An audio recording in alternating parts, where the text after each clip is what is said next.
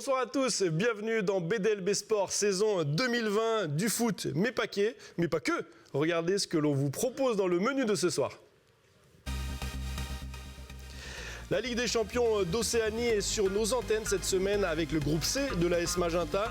Magenta qui a gagné sans jouer suite au forfait de l'équipe des îles Cook.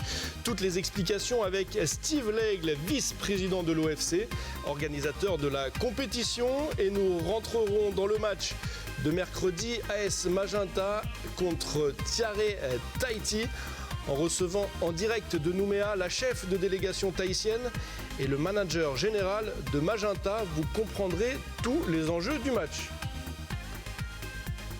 Stéphanie Marlier viendra tout au long de l'émission pour nous donner des nouvelles de nos cagous d'ailleurs, qui ont brillé en windsurf et rugby, nous montrer ce qui buzz sur les réseaux sociaux. Vous allez voir la boulette de l'année en football et c'est elle qui nous mettra, l'invité et moi, au défi.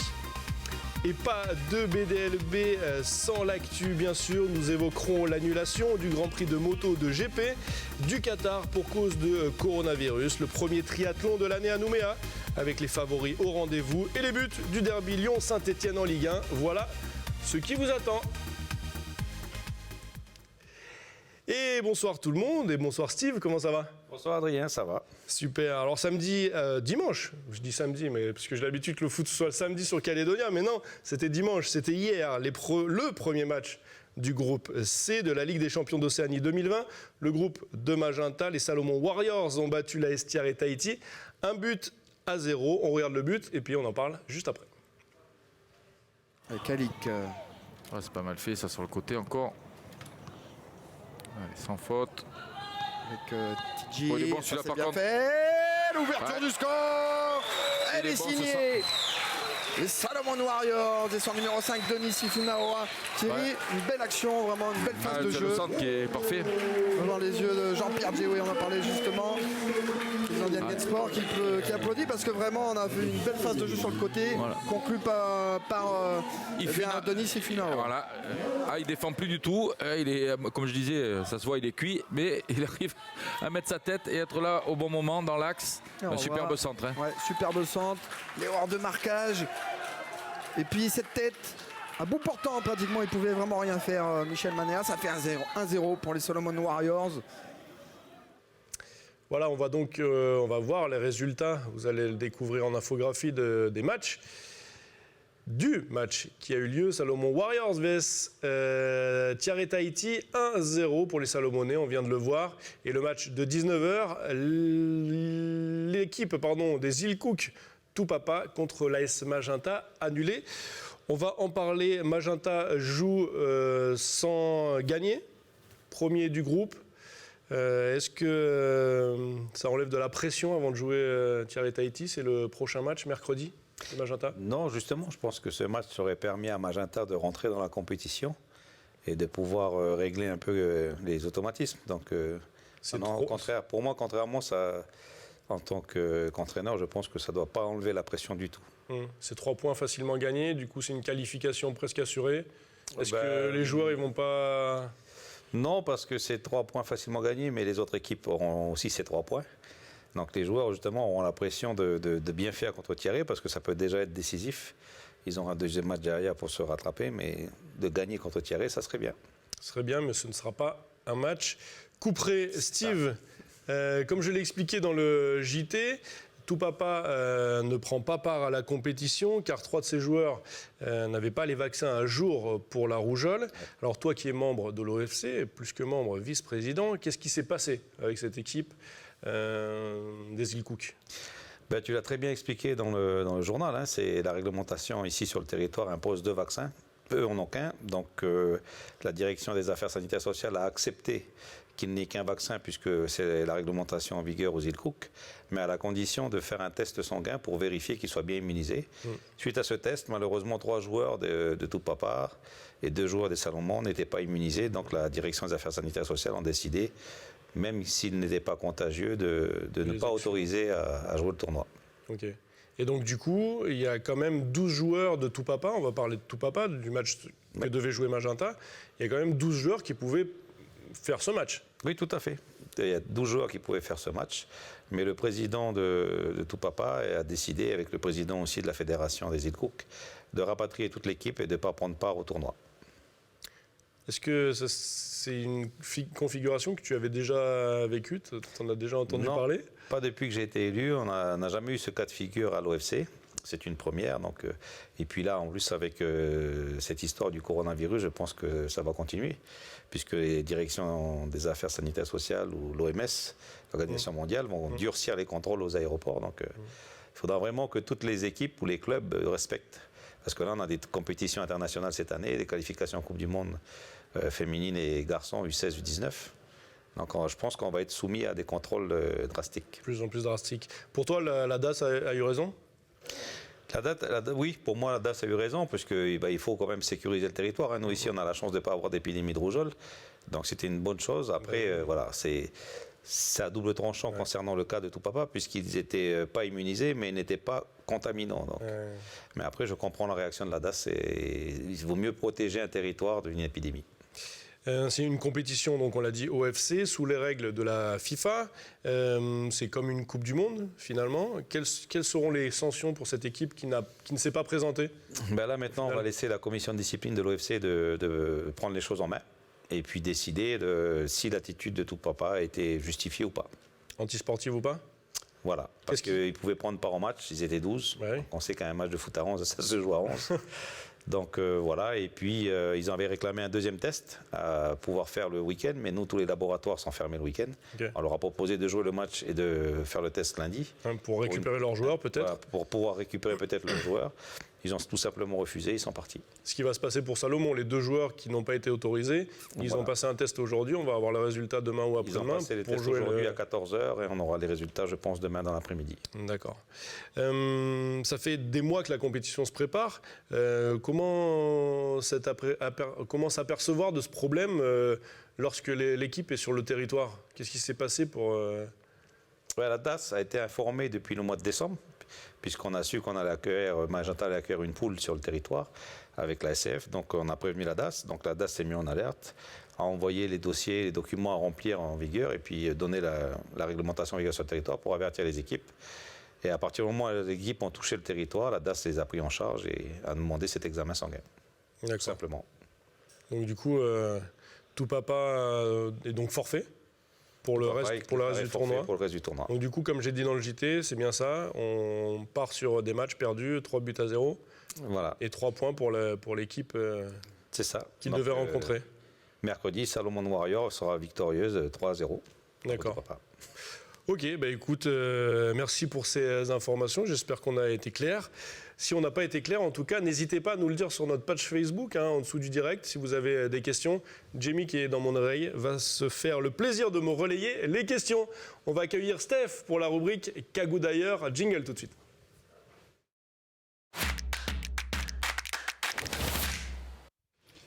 Bonsoir messieurs. Bonsoir Stéphanie, dis-nous tout. Ah, il y a des bonnes nouvelles, je sens. Vu ton sourire. Oui, donc on va parler de rugby à 7. Donc l'équipe de France a dans ses rangs le Calédonien Sefo Siega. Donc elle s'est inclinée en quart de finale face à la Nouvelle-Zélande 29-14. 14, c'est bien. C'était le week-end à Los Angeles, c'était dans les World 7 Series. C'est ça. Et tout avait bien commencé pour le Kagou, parce qu'il y avait un Kagou. Oui, donc là. Sefo Siega. Sefo Siega, c'est ça. Donc effectivement, la France a été la première à frapper dès la 3e minute donc, du jeu. Paulin Riva, que vous allez voir, juste derrière toi, Adrien, donc a inscrit le premier essai de la partie. Un essai qui est suivi par une transformation du capitaine Jean-Pascal Barak. Donc à ce moment-là, donc on le voit, son essai. Hop. Donc juste à ce moment-là. Donc la France, les Bleus mènent alors 7-0. Donc Paulin Riva. Malheureusement, les hommes de Jérôme Daré vont être submergés par la vague. Donc All Black qui va inscrire 5 essais d'affilée. Et à 3 minutes de la fin de la partie, les Bleus se retrouvent menés 29-7. L'ailier tahitien Teva Jacquelin, vous allez voir d'ailleurs son essai, rentre alors en jeu. Il va récupérer le ballon après contact de son coéquipier et inscrit donc le 2e essai français du match. Donc le voilà. Les Bleus qui jouent en blanc. Voilà, c'est ça. Merci de le rappeler, Adrien. Mais cela ne suffira pas. La France s'incline finalement face à la Nouvelle-Zélande 29-14. Alors, Sefosiega et l'équipe de France terminent à quelle place de ce tournoi? À la 7e place. D'accord. Donc après leur défaite contre les États-Unis, 5-24. Donc c'est sûr, il faut savoir que c'est quand même mieux que l'année dernière, puisque l'année dernière, ils avaient fini à la 15e place. D'accord. Donc c'est quand même un peu mieux quand même, je pense. Prochain rendez-vous pour les Bleus? Prochain rendez-vous, donc c'est ce week-end au tournoi de Vancouver, au Canada. Ah, déjà? Oui. Ils jouent tous les week-ends, quoi. C'est ça. Ils ne s'arrêtent Ils jamais. n'ont pas de vie, hein, on n'a pas de vie quand on est sportif. Ça c'est sûr. On est toujours dans les avions. Planche à voile à présent, le championnat du monde RSX s'est achevé ce week-end à Sorrento, en Australie, par les traditionnels medal race hommes et femmes. Et du côté des hommes, il y avait un cagou. C'est ça. Donc justement, il y avait donc la délégation française, donc compte 3 très grands champions, donc Louis Giard, le cagou Thomas Goyard et enfin donc Pierre Lecoq. Donc tous les 3 se sont livrés toute la semaine dernière une lutte sans faille pour décrocher une place pour les JO de Tokyo, donc qui vont débuter le 24 juillet prochain. Et à l'issue de ce championnat, donc c'est finalement le Calédonien Thomas Goyard qui s'est offert la 3e place. Alors, hop, voilà. Et là, on voit d'ailleurs Charline Picon, la française, qui elle a décroché le titre de vice-championne du monde. D'accord. Donc en tout cas, cette médaille de bronze lui donne une position peut-être pour avoir une place pour disputer ces Jeux Olympiques. Une affaire à suivre. En tout cas, celui qui sera retenu pour ces Jeux devrait être dévoilé cette semaine par la Fédération française de voile. Donc on espère en tout cas que le Calédonien sera retenu. D'accord. Bah, c'est une bonne nouvelle. Oui. Bon, parce que nous, on va en recevoir un de Calédonien, d'entraîneur des Calédoniens, Bassam Awen de l'escalade, qui va participer lui au JO. Ce sera dans 2 semaines. Super. Tu nous reparleras des JO, j'imagine. Oui. Merci Steph, c'est tout pour toi? C'est tout pour moi. Super, ben on se retrouve tout à l'heure alors. C'est ça. Ça marche, à toutes. Merci beaucoup. Il est l'heure maintenant de nous parler du match AS Tiare Tahiti, AS Magenta. On va rentrer dans le dur. On va retrouver nos 2 invités à Nouméa. Vayata Friedman, qui est chef de délégation de l'AS Tiare Tahiti. Bonsoir. Bonsoir. Et tu es avec Pascal Wishi, ah voilà, je vous vois, ça y est, c'est bon, qui est lui manager général de Magenta. Le match est lancé. Bonsoir à tous les deux. Bonsoir. Bonsoir. Alors hommage, honneur plutôt, honneur aux dames, Pascal. Vayata, comment vous abordez ce match face aux favoris du groupe C? Eh bien, les joueurs sont quand même un petit peu stressés parce qu'on a quand même la pression. C'est sûr qu'on aurait voulu gagner notre premier match, ça nous mettait un peu plus à l'aise. Mais bon, c'est nos 2 premiers matchs internationaux. Ce sont nos jeunes de notre île, de Montréal. Donc on va se battre un petit peu pour ce 2e match. La motivation, elle est là, elle est présente. Et donc on va se battre. On va se battre parce qu'on se doit de gagner ce match. Et oui, et c'est votre en plus première participation à cette compétition, la Ligue des champions d'Océanie. Qu'est-ce que ça fait à vos joueurs? Est-ce que ça vous donne une pression supplémentaire? Non, pas tout à fait. En fin de compte, les joueurs sont très fiers et nous-mêmes, on est très fiers de représenter notre île de Montréal, qui est une petite île. Hein. Et donc, d'être présent à la Ligue, c'est un honneur. On m'a dit que c'est un honneur puisque c'est bien la première fois. Pour tous les joueurs qui sont présents, c'est bien la première fois qu'ils participent à la Ligue, en tout cas pour jouer des matchs internationaux de ce niveau, je veux dire. De ce niveau. En plus, ce sera votre dernier match, vu que tout papa est forfait.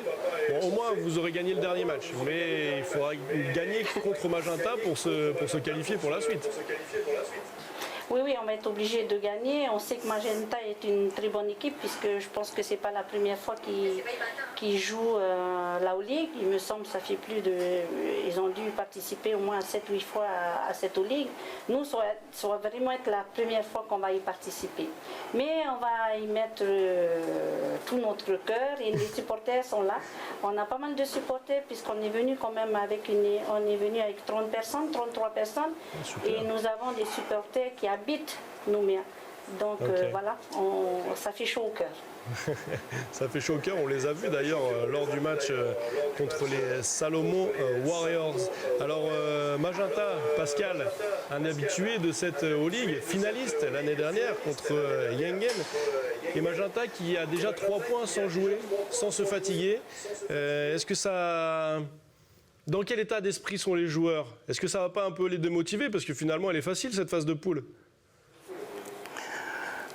Facile, non, parce que nous, on s'attend à des matchs très durs. Bon, bien sûr, tout papa, on savait que c'était la petite équipe du groupe, mais de ne pas avoir joué contre eux, ça nous prive d'un match de préparation. Donc, ça sera du 50-50 mercredi. Bien sûr, nous, il faut qu'on se qualifie.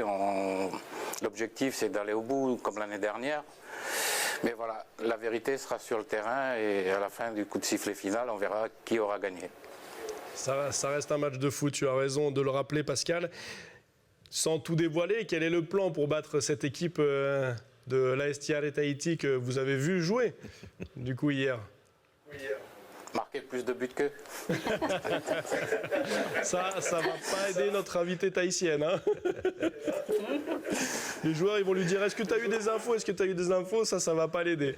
Non mais est-ce que Alain Moisin a mis en place une stratégie particulière? Particulièrement, on va jouer notre jeu qu'on joue depuis des années. Donc, et puis voilà, après, en cours de jeu, on pourra peut-être adapter la stratégie en fonction du résultat, en fonction des joueurs qui seront en face de nous. Voilà, vous savez, sur le papier, tout est écrit, tout est facile, mais c'est sur le terrain, comme je disais, la vérité, elle est là. Et sur une erreur, ils peuvent nous mettre un but et après nous être malheureux ou le contraire. Donc, mais on jouera nous aussi pour gagner. On a entendu qu'ils allaient être des guerriers, mais nous aussi on sera des guerriers. Et puis bon, les duels entre Tahitiens et Calédoniens sont toujours très très chauds, on va dire.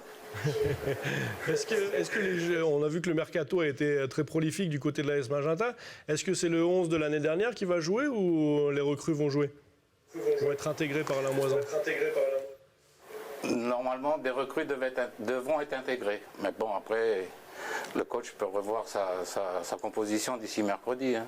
Tout peut se passer. On a encore 2 entraînements. On a des joueurs qui travaillent aussi, donc c'est difficile. Donc voilà. Tu parles d'entraînement, d'ailleurs il y a un entraînement qui est en ce moment pour les 2 équipes à Nouméa. Steve, un petit mot sur cette rencontre Magenta, AS Magenta, AS Tiare Tahiti. Ouais, j'ai hâte de le voir ce match et puis de voir un beau match avec des buts. Voilà. Magenta, dernier représentant du football calédonien. L'année dernière c'était Magenta Yengen la finale. Cette année, c'est le dernier représentant. Elle se doit de briller, cette équipe de Magenta? Oui, mais on peut toujours compter sur Magenta. À chaque fois qu'elle a participé aux Ligues des Champions, elle a toujours été au moins jusqu'en demi-finale. Donc voilà, on va encourager Magenta et puis on sera là. Et j'invite tous les Calédoniens à venir au stade pour le faire. Moi, j'y serai en tout cas. Ah, comme tu as été devant ta télé pour voir voilà. Le premier match. Tout à fait. C'est ça. Et vous aussi, vous pourrez être d'ailleurs devant votre télévision pour regarder ce match. AS Magenta, AS Tiare Tahiti. Vaiata, une dernière question. Qu'est-ce que Tahiti, j'ai posé la question à Pascal, alors je vais le poser à vous aussi, qu'est-ce que Tahiti va mettre en place pour contrer les assauts de Magenta? Je ne peux pas le dévoiler. Parce que j'ai mon concurrent à côté, donc je dis rien. En tout cas, il faudra qu'on marque comme début. Ah si, on va marquer début, on va essayer de marquer début. Je veux juste rappeler que mes joueurs quand même ont joué des matchs très durs avant de venir. Donc il y a quelques séquelles, des blessures, mais on va se donner à fond. Ils sont conscients qu'il faut qu'ils gagnent. C'est notre dernière chance de se qualifier. Et encore, il faut espérer après que Magenta batte aussi les Salomon pour que nous, on soit qualifiés. On va compter déjà sur nous, c'est que par nous. Si on gagne, on a quand même une petite chance de qualifier. Après, on verra. En tout cas, je donne rendez-vous. Tu as parlé des... Confiance, en tout cas. Vous avez confiance. Tu as parlé des 30 supporters qui étaient dans le stade et qui vous supportaient avec des drapeaux, on l'a vu. Et je donne rendez-vous à tous les Tahitiens qui veulent regarder ce match. C'est sur la page caledonia.nc sur notre site internet. C'est mercredi à 20h. Et donc à Tahiti, il y a un décalage de 3 heures, hein, c'est ça? Et un jour en moins. Et un jour en moins. D'accord. C'est ça, exactement. Moi, je voulais vous parler, Vaiata, de votre gardien de but qui a été assez exceptionnel, qui a arrêté un penalty et qui a fait un autre arrêt aussi exceptionnel, main opposée. Avant de vous donner la parole, je vais donner la parole à l'ancien gardien de classe mondiale qui est Steve Lègle. Steve, qu'est-ce que tu as pensé de ce gardien tahitien très impressionnant? Surprenant, mais voilà, on m'avait dit que du bien de ce gardien et qu'il a l'habitude apparemment en championnat d'arrêter les pénaltys, donc il l'a encore prouvé. Donc voilà, et c'est une des armes fortes de cette équipe de Thierry Tahiti, c'est son gardien de but. Voilà, on a pu le voir ses exploits et franchement impressionnant. Vaiata, il est nourri à quoi votre gardien de but? Au Fafarou. D'accord, mais il a une agilité de chat, c'est impressionnant. Oui, en fin de compte, il a toujours été gardien de but. Il faut savoir que nous, on a intégré la Ligue 1 l'année dernière et ça a été mon seul gardien. Il a joué tous les matchs, à savoir plus de 30 matchs à lui tout seul. Donc, sa spécialité, c'est vraiment les pénaltys. D'accord. Il sait les arrêter quand il faut. D'accord. C'est vrai que son gabarit, à son gabarit, on se dit, qu'est-ce qu'il va faire ce gardien, puisqu'il est quand même bien parti. Mais il est très très souple et il a l'œil. Il a beaucoup d'œil. On l'a vu. Espérons qu'il l'ait pour le match contre Magenta. Pascal, tu viens de l'entendre, c'est une des pièces fortes de cette équipe de l'AS Thierry Tahiti. Est-ce que Alain Moisan l'a bien visionné? Tout à fait, on était au stade avec le coach et je pense qu'il a déjà pris des notes et qu'il en parlera aux joueurs. Les messages sont dévoilés, les consignes qu'il va leur donner. Et quelle faiblesse vous avez décelé dans cette équipe de l'AS Thierry Tahiti? Voilà, on a vu qu'à un moment ils étaient fatigués. Et comme vient de dire Vaiata, ils ont joué 2 gros matchs avant de venir. Donc, après, on sait tous que la motivation du match contre Magenta, où il leur faut une victoire, je pense que la fatigue va être vite oubliée, les blessures vont être guéries et ce seront des guerriers sur le terrain. Et nous serons prêts à les recevoir. Ça va se jouer au mental? Oui. Ça marche. Merci beaucoup à tous les deux. Je vais juste donner le mot de la fin à Steve. Un petit pronostic AS Magenta, AS Thierry Tahiti. C'est difficile de se mouiller, mais bon, on est là pour ça aussi. Hein. Ouais, je vois bien 3-1 pour Magenta. 3-1 pour Magenta. Vaiata, attention. Hein. Non, moi, ça me fait pas peur. Je dirais 2-0 pour Thierry Tahiti. Et toi, Pascal? Une équipe va gagner. Voilà. C'est bien, Pascal, il est fair play. Merci beaucoup en tout cas à tous les deux de vous être déplacés dans notre studio à Magenta. Et puis voilà, on vous souhaite le meilleur pour le match. Et nous, on sera là pour le réaliser, pour le présenter à nos chers téléspectateurs. Merci beaucoup à tous les deux. Merci. Merci. Steve, comme il est de coutume dans BDLB Sport, on va passer à l'actualité sportive. Jingle. Très bien.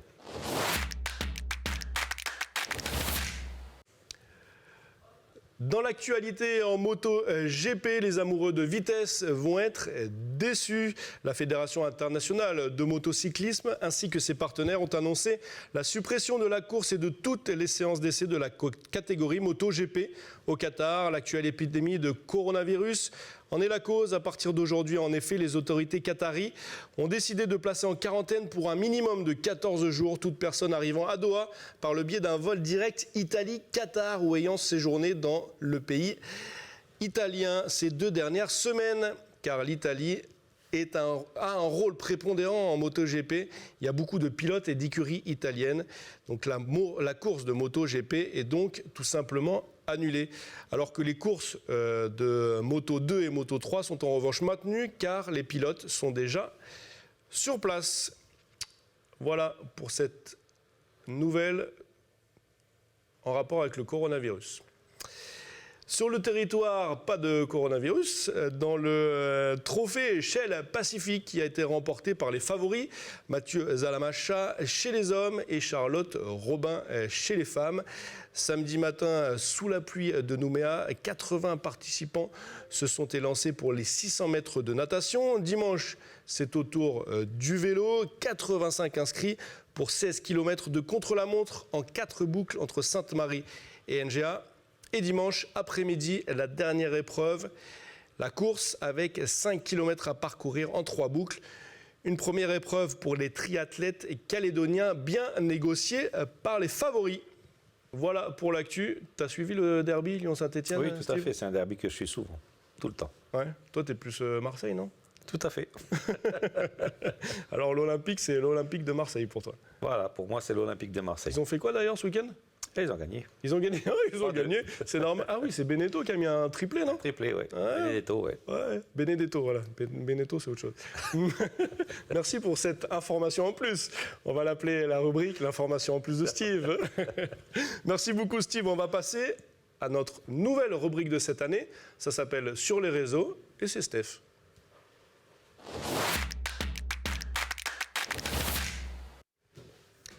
Alors Steph, de quoi tu vas nous parler? Qu'est-ce qui a buzzé sur les réseaux sociaux? Alors, donc la semaine dernière, je vous parlais de Thibaut Courtois, donc le gardien de but du Real de Madrid. Oui. J'allais me tromper là. Oui. Donc cette semaine, je vous parlais d'un autre gardien, donc Brice Maubleu, donc de Grenoble, qui lui a suscité de vives réactions donc sur la toile, donc son geste justement. Donc pour rappel, donc c'était vendredi dernier, la 18e minute, donc après avoir encaissé un penalty de JCP. Donc qu'est-ce qu'il a fait, le capitaine isérois? Donc a récupéré sans problème le ballon, mais là on voit dans la surface, mais ça relance en fait. En fait, il lance le ballon, mais après finalement ça bifurque vers ses propres cages et du coup, Caen gagne 2-0 face à Grenoble. On dirait Steve quand il était jeune. Non, quand même Ça pas. m'est jamais arrivé, mais c'est déjà arrivé à plusieurs gardiens. Ouais. J'imagine que ça arrive à plusieurs gardiens. Donc justement, l'espace de 3 heures, donc la première vidéo qui a été partagée sur Twitter par un supporter canet a été visionnée plus de 230 000 fois. Alors j'ai sélectionné pour vous donc quelques réactions donc via sur Twitter. Alors Vela Christian dit: en marquant contre son camp le but gag. D'ailleurs, ça revient souvent, le but gag, le plus pur de l'histoire du foot depuis 10 ans. Brice Maubleu a réussi le double exploit d'avoir fait rire toute la planète et d'avoir fait connaître le GF38 dans le monde entier. À ce titre, il mérite bien une prime spéciale. Ouais, c'est sûr que le GF38, ils sont pas connus dans le monde entier. Hein. Grenoble, l'équipe de Grenoble.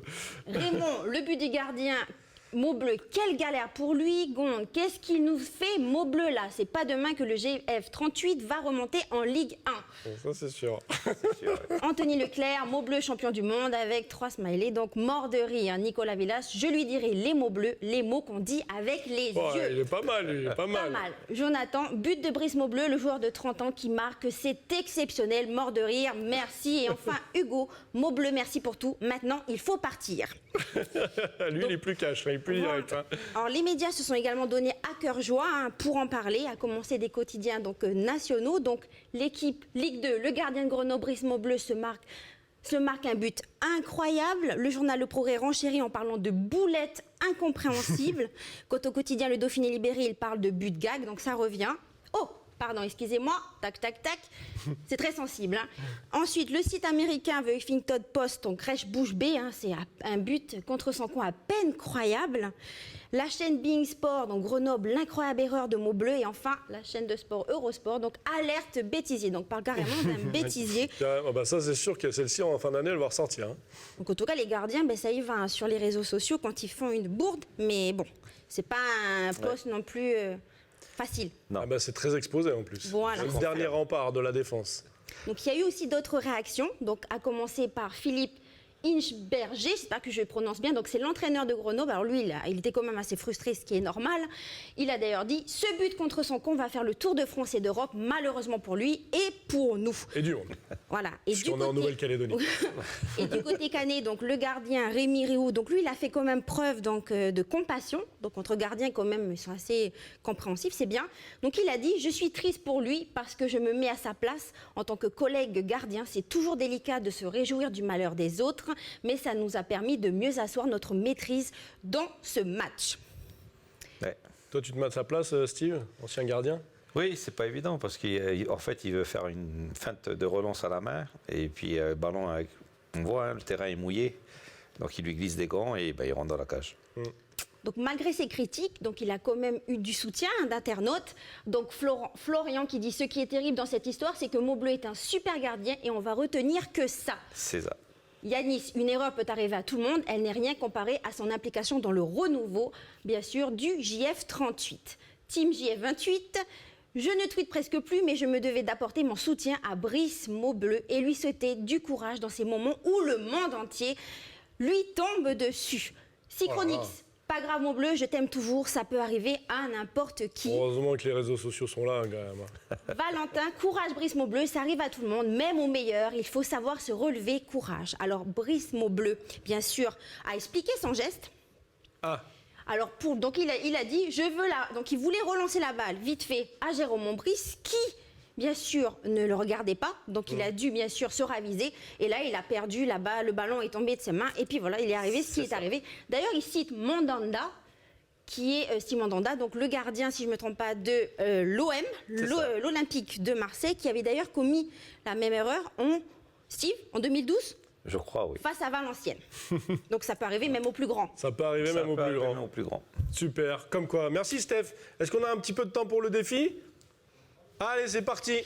On enchaîne. Steph, qu'est-ce que tu nous as préparé? Enchaîne. Alors, pour tester votre dextérité... Il faut faire de la place, c'est ça? Oui, Cette année, mettre ça sur le côté. cette année, on fait de la place. Allez. Donc pour tester votre dextérité... Allez, on a 2 minutes, Steph. Pour tester votre dextérité, donc vous n'allez pas utiliser des ballons, mais des bouteilles. Alors, on va jongler? Non. Donc, du coup, on va mettre les bouteilles ici. Je suis trop fort. C'est bon ici, vous honnêtement? Alors c'est avec des petites cannes à pêche que j'ai moi-même fabriquées. Chacun votre tour, vous avez moins d'1 minute. Le principe, c'est que vous vous mettez derrière et vous devez relever chaque bouteille en moins d'1 minute. Celui qui a gagné, c'est celui qui a relevé le plus de bouteilles. Qui commence? Moins de 20 secondes, parce qu'on a plus que d'une minute. Moins de 20 secondes. C'est parti. C'est moi qui commence? Tu commences, attends. Comme ça, tu auras déjà utilisé les 20 secondes. Attends, Adrien, je lance le chrono. Oui, bah c'est bon. C'est parti. Attends. Bah non, c'est trop tard, j'ai lancé. Oui, bah c'est... Ah Ouais. Ah ouais, non, pas mais si facile, hein. c'est insupportable. Mais... Ah ouais. Il y a une technique? Oui. Attends, j'ai hâte de voir Steve faire ça. Ah ok. Tiens, Steve. C'est bon, Je te les Adrien. remets. Steve, c'est parti.